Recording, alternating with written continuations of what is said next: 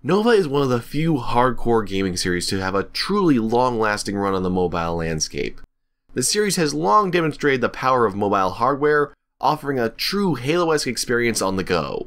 Now, after a well-received trilogy, Nova is back with something of a soft reboot that retools the franchise to be free-to-play friendly.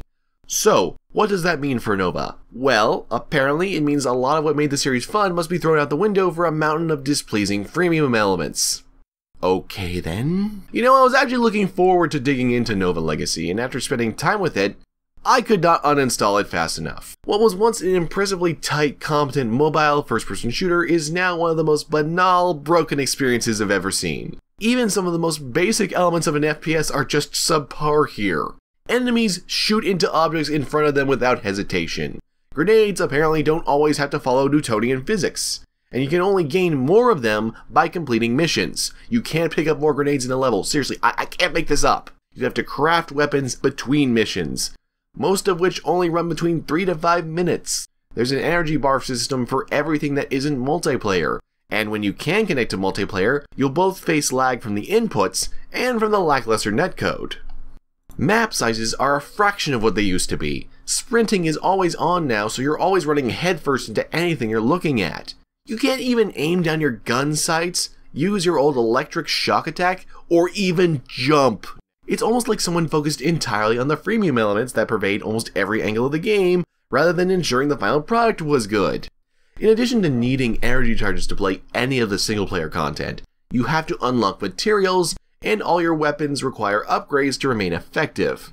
Rather than just implementing a loot system like Destiny or Borderlands, which would work very well on the mobile platform, Nova Legacy instead opts to forcing you to grind and increase your stats, so that you can defeat the same enemies with their own arbitrarily increased stats.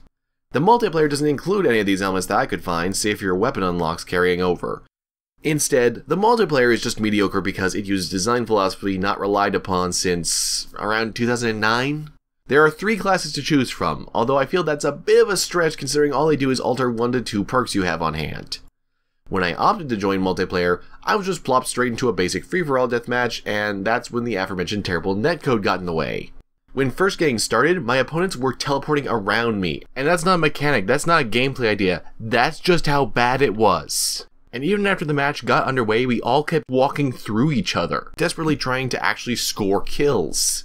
Cheap tactics abound, like rushing from behind with the shotgun and ghosting through your opponents to get the drop on them.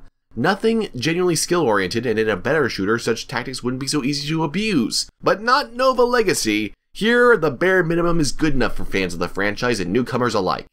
If you somehow find the sluggish controls and awkward combat somewhat endearing, then there are customization options, and additional unlocks, most of which require progress in the campaign, but they're there so you can at least get something out of the experience.